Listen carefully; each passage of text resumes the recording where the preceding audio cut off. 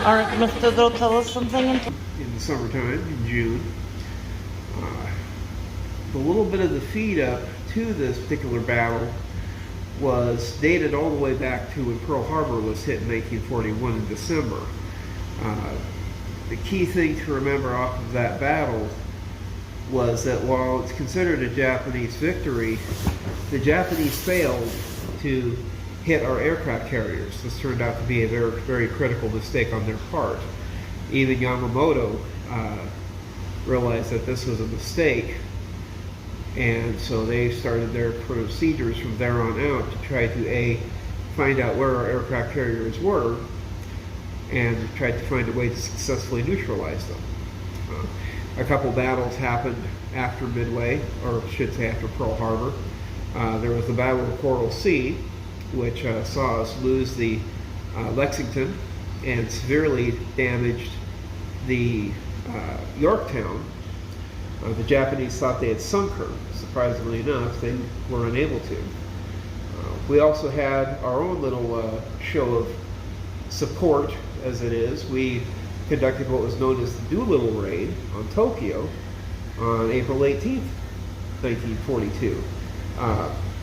It was more of a morale boost than anything. You know, they had been able to expand, grow as a fleet, capture various areas, including the Philippines.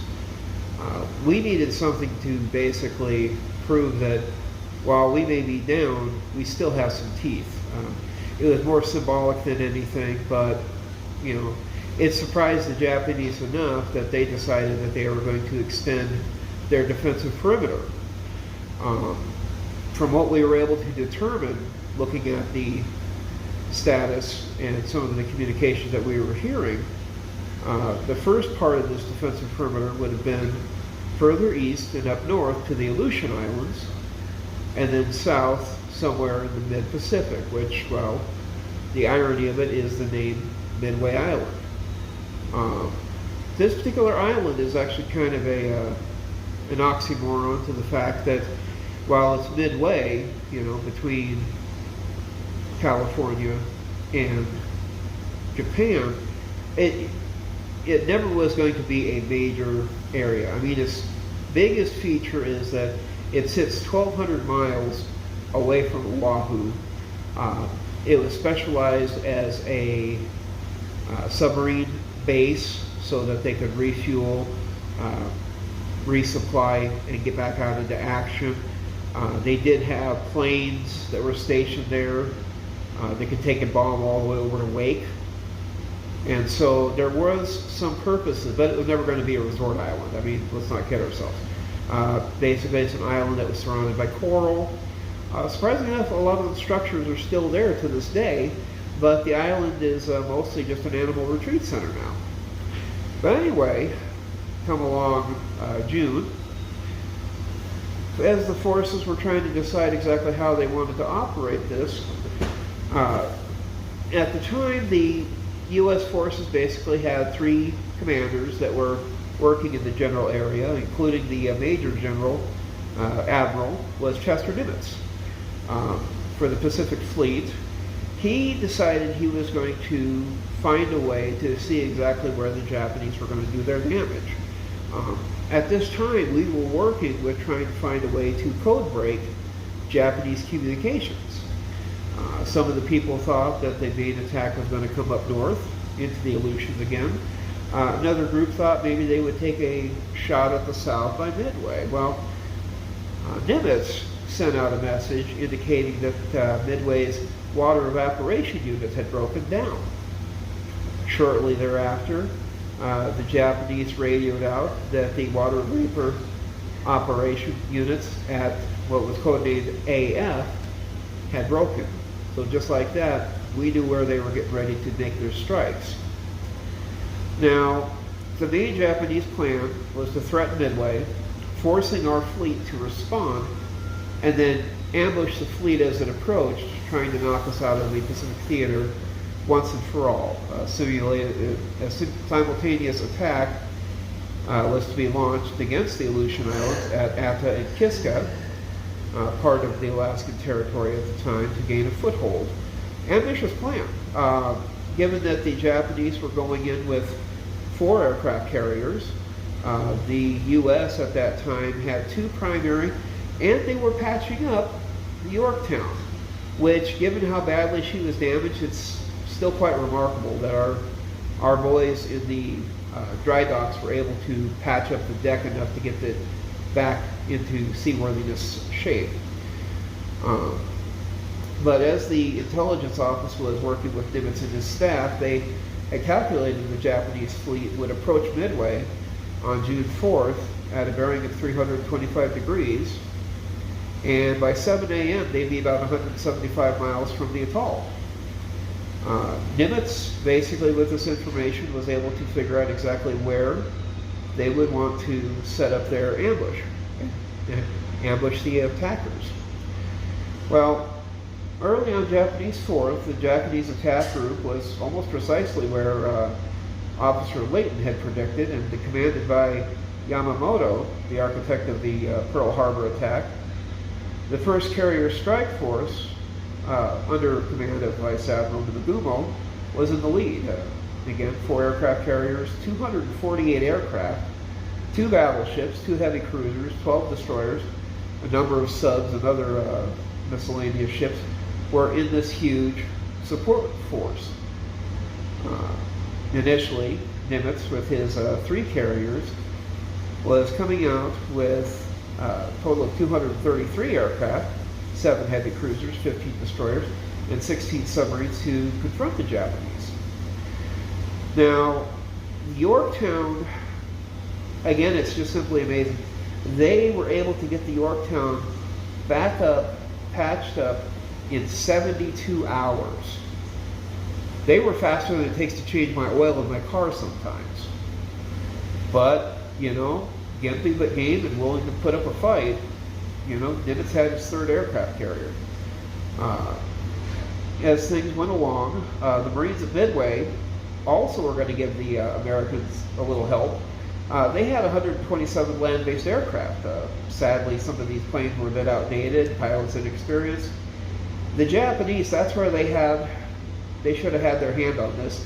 They had a lot of pilots. You know, they had just done Pearl Harbor, they fought at the Coral Sea, so they had battle-hardened pilots.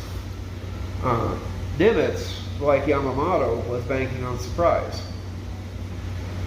As the Japanese were approaching Midway from the northwest, the Allies waited in silence to the northeast. So they were just, you know, sitting in the, as we like to call, the shadow of war. Nobody really knew where the other side was. At 4:30 on the 4th, Nagumo commenced his initial attack on Midway, launching out 36 dive bombers, 36 torpedo bombers, and 36 Zero fighter aircraft. Right about 5:30 that morning, an American observation plane spotted that fleet and radioed in its position. The Marines on Midway were able to get 26 fighter aircraft into the air, but sadly were pretty well shot up by the Zeros. However, the anti-aircraft batteries on the atoll fared better, actually downing 11 planes and damaging 43 while under attack. So it was a pretty well defended island. While the Japanese bombers were causing problems at Midway, the damage that they inflicted fell far below the threshold of expectations. And the Japanese, were they to land troops on the 7th as scheduled, they would need to do a lot more damage than they'd done to the American base. Thusly, while the planes and bombers were recovered by the Japanese, the fleet basically ran into the problem. They had to decide what they were going to arm up with. They had scouts out looking for the American fleet, and they knew if they were going to take Midway, they would have to do some more bombing. Meanwhile, about between 7 and 8:30, 3 flights of bombers and dive bombers were launched from the airstrip at Midway.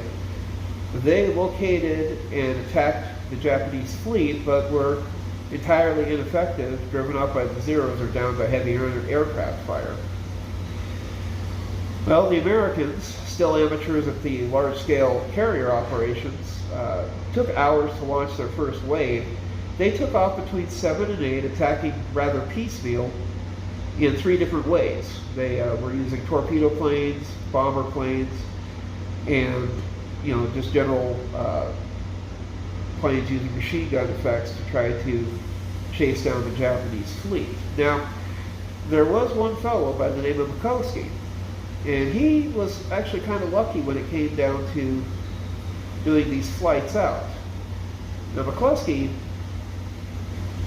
when we're looking at the actual deal that he was running into, they were going to have to fly all the way out to almost their extended range of fuel. The problem that they ran into was that if they weren't able to find a target, they would either A, have to turn around and land and reload for fuel, or B, risk splashing the plane. They did have a couple of flight groups that did that. They simply ran until they ran dry of their tanks, and they went for a swim. Now, McCluskey, though, he actually kind of lucked out, because when he got out to the specific range that he wanted to go, they actually spotted a destroyer that was tailing back a little ways, and they were able to follow this destroyer a couple miles, and they led it all the way back to the main fleet. Now, with this sudden discovery, the Japanese were kind of caught off guard, because, the planes that were sitting on their decks were trying to reload with bombs, and again, they were in the toss-up of deciding, do we want to use all bombers? Do we want to go half bombers and half torpedoes? The crazy thing for the Japanese is that they were busy, still looking for us. They had their scouts out flying, trying to make a good location. But right about between 9:30 and 10 o'clock, torpedo bombers that had been launched from the Enterprise and Hornet came across the Soryu, Kuga, Hiryu, and the Akagi. That's their 4 aircraft carriers for the Japanese. And they immediately went into attack. Now, sadly, this group here, slow-flying American planes, were pretty much jumped by the Japanese Zeros. The one thing that I just recently read about this, and it's kind of mind-boggling. We had torpedoes that, for the lack of a better term, were awful. Some of the crews in the submarines were just frustrated as all beyond belief, because they could hear the torpedo hit the hull and there was no explosion. That would be frustrating, because you'd be like, we're trying to sink ships, we really are. Unfortunately, the torpedoes weren't doing anything effective. A number of the pilots in one of the groups, the VT-8 Devastator Squadron, every single pilot in that crew except one would perish on their attempt to do their dive bombing. One of those pilots that actually died was buried right up here at the National Cemetery. And kind of a sad event for him to experience. Waldron was his name. Well, the Akagi, where Nagumo was stationed at, was running into that problem where he was trying to decide what he should do, either go for the second bomb run on the atoll, switch over to torpedoes. A scout plane did finally spot American warships, but that's where the first problem came in, because there wasn't a lot of detail. He said, yeah, we found the American fleet. Okay, what of the American fleet did you find? Did you find an aircraft carrier? Did you find destroyers? What sort of fleet? If you found aircraft carriers, how many? And so meanwhile, while they're trying to get this scout plane to spit out some more information, more American aircraft started to show up, and Nagumo couldn't really reach a decision at the moment. Well, Nagumo finally received confirmation that at least one American carrier had been spotted. But by that time, that first assault wave was just returning from the Midway and had to land, so they couldn't launch planes at that time if they wanted to. So they were busy getting the planes back on the decks, and around 10:15, those decks are full of returning aircraft. Flight hangars were crammed with additional planes, bombs, destroyers were circling, trying to give them some protection cover. And torpedoes were stacked on the decks with fuel lines laying open and exposed due to hasty refueling. These planes were just ripe for a bomb run. And now Nagumo had sent up fighter cover to try to give his aircraft carriers some protection. They chased off the last American attack, leaving them wide open for McCluskey's group to show up. Well, McCluskey ordered his entire group to attack, and the dive bombers screamed out of the clouds and took the Japanese carriers by complete surprise. The Kaga took multiple hits from 500-pound and 100-pound bombs and pretty much exploded into flames. The Akagi took a direct hit that penetrated the upper hangar deck before exploding along fueled planes, causing secondary explosions which turned the carrier into a blazing conflagration. The Soryu took multiple direct hits, and its flight deck was repeatedly strafed, causing bombs, torpedoes, and fuel to burst into a raging inferno. If you were a Japanese crewman on any three of these aircraft carriers, you would think that the world just ended, because it was literally all three were burning. And if you were one of the guys that happened to be on the Akagi, it had to be pretty, heart-wrenching. Here's your some of your fellow sailors, they're out there screaming and dying. Now, the Americans, after they had made their attack, already low on fuel, turned around and started heading back to their carriers. They were getting shot at by the remaining ships. In 6 minutes, 3 of the carriers were destroyed. And those 6 minutes pretty much changed how operations in the Pacific Theater were going to go.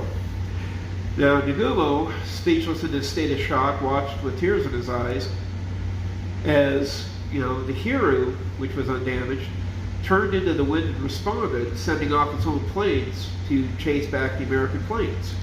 And they managed to make it back to the Yorktown. Well, numerous aircraft were brought down. Sadly, the Yorktown was hit a second time. They actually were able to get the carrier patched up, but a third hit finally did cause a list, and they were unable to relight the boilers. The Yorktown would wind up being sunk on the 7th of June. Well, off of these scenarios, the Americans decided to make one more counterpunch, and the Enterprise sent off 24 dive bombers late that afternoon, and they located the Hiryu, penetrating a ferocious ring of protected zeros and multiple direct hits. The Hero, now wildly ablaze, marked the 4th carrier to be destroyed in a long day of incredible aerial combat. Now, the big thing is, even with the 4 carriers down, the Japanese were still hoping that they could trick the Americans into one more foolish play. They were hoping that they could get the American Navy to chase what was left of this column. Nimitz, to his credit, elected not to take the bait. The Japanese, with 4 carriers down, 1 heavy cruiser sunk, another severely damaged.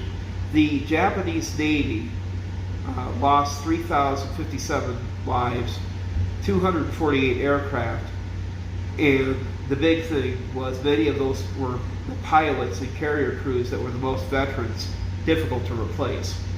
The Americans, on the other hand, lost only the 1 carrier, 1 destroyer, and 307 men. Oh, wow. The Japanese were heavily favored, and up to this point, a lot of people considered the Japanese Navy unbeatable. With this one battle, all of a sudden the Japanese had to play something that they had never done before, and that was play defense. And from that moment on, that is exactly what the Allies needed. The Americans were able to start doing more forward thinking as far as their attacks went. They were learning how to cut off primary islands and letting the smaller bases starve to death. Had Midway been a failure and the Japanese had succeeded, they figured that that would have opened the door for an attack on Australia, Samoa, ultimately Hawaii, without us having any way to really counter it.